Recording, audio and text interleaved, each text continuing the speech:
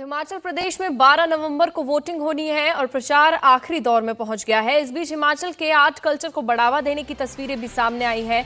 दरअसल इंडोनेशिया में 15 से 16 नवंबर को G20 समिट होनी है, जिसमें पीएम मोदी भी शामिल हो रहे हैं और इस समिट में पीएम मोदी हिमाचल के कई परंपरागत आर्ट वर्ल्ड लीडर्स को भेंट करेंगे, जिनकी तस्वीरें अब आपके सामने हैं। ये तस्वीरें सामने आ चुकी हैं। प्रधानमंत्री नरेंद्र मोदी की कोशिश है कि वैश्विक स्तर पर हिमाचल प्रदेश की परंपरा और परंपरागत कला को एक नई पहचान दिलाई जाए। हिमाचल के अलग अलग जिलों से तैयार किए गए क्राफ्ट, हैंडीक्राफ्ट की ये तस्वीरें आपके सामने हैं, जिसमें किन्नौरी शॉल है, हिमाचल का ऐतिहासिक कनाल ब्रास सेट है, इसके अलावा कुल्लू की परंपरागत शॉल है, हिमाचली मुखौटों की तस्वीर है जो हिमाचल में विभिन्न सामाजिक धार्मिक आयोजनों का हिस्सा होते हैं। तो वहीं कांगड़ा मिनिएचर पेंटिंग्स भी इन तोहफों की सूची में शामिल हैं, जो वर्ल्ड लीडर्स को G20 सम्मेलन में प्रधानमंत्री नरेंद्र मोदी की तरफ से दिए जाने वाले हैं और वैश्विक स्तर पर हिमाचल की आर्ट, हिमाचल के कल्चर को ये तमाम तोहफे पहचान दिलाएंगे।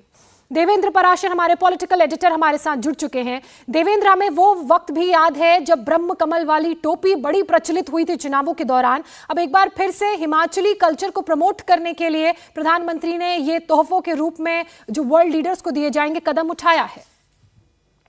प्रधानमंत्री नरेंद्र मोदी के अगर आप वर्ल्ड लीडर के साथ मुलाकात को देखें तो ये ऐसा पहली बार नहीं हो रहा है कि जब ये काम किया जा रहा है। प्रधानमंत्री नरेंद्र मोदी की हमेशा ये कोशिश रहती है कि इंडियन आर्ट एंड कल्चर को वर्ल्ड प्लेटफॉर्म पे कैसे ज्यादा से ज्यादा उसकी शोकेसिंग करके प्रमोट किया जाए, ताकि जो आर्टिजन, जो कारीगर, जो शिल्पकार दूर दराज के इलाके में बैठे हैं उनको दुनिया का बाजार उपलब्ध हो सके। इस पूरे एक्सरसाइज का जो मेन मोटो है प्रधानमंत्री का, वो इसी लिहाज से रहता है। इससे पहले भी आपने देखा कि जब अलग अलग देशों में वो गए थे तो वहां के राष्ट्राध्यक्ष को वो कोशिश करते हैं कि किसी न किसी राज्य के, किसी कारीगर की, किसी शिल्पकार की कोई ऐसी चीज भेंट की जाए ताकि वो पूरी दुनिया में उसकी मैसेजिंग हो और फिर वो देश भी एक मार्केट के तौर पे हमारे कारीगरों, हमारे शिल्पकारों को उपलब्ध हो सके। इस केस में आप देखें कि G20 में सारे नेता आएंगे और बड़े बड़े देशों में जैसे फ्रांस की बात कर लें, नीदरलैंड की बात कर लें, स्पेन की बात कर लें, उनके प्रमुखों को जब प्रधानमंत्री नरेंद्र मोदी ये हिमाचल की ये सारे गिफ्ट देंगे तो वहां न सिर्फ Indian art and culture, Himachali art and culture के बारे में वो जानेंगे, बल्कि एक बड़ा बाजार भी उन्हें इस लिहाज से उपलब्ध होगा कि उस देश के लोग भी, क्योंकि वहां के मीडिया में भी इस बात की कवरेज होगी और उस देश के लोग भी उसके बाद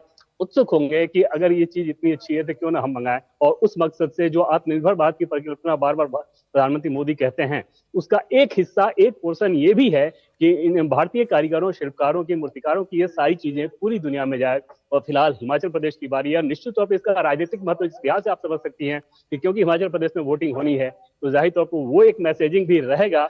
वहां के लोगों को एक समझ में आएगा कि देश के प्रधानमंत्री उनकी बेहतरी के लिए न सिर्फ उनके आर्ट एंड कल्चर को इतना सम्मान दे रहे हैं, बल्कि उसकी आर्थिक उन्नति कैसे ज्यादा हो इसके लिए भी कोशिश कर रहे हैं। बिल्कुल देवेंद्र, चलिए बहुत बहुत शुक्रिया आपका तमाम जानकारी देने के लिए। तो इसका हिमाचल चुनाव से भी एक बहुत बड़ा कनेक्शन माना जा रहा है। इंडिया टीवी हर वक्त हर जगह डाउनलोड करने के लिए सर्च करें India TV news Google play store या ऐप स्टोर पर।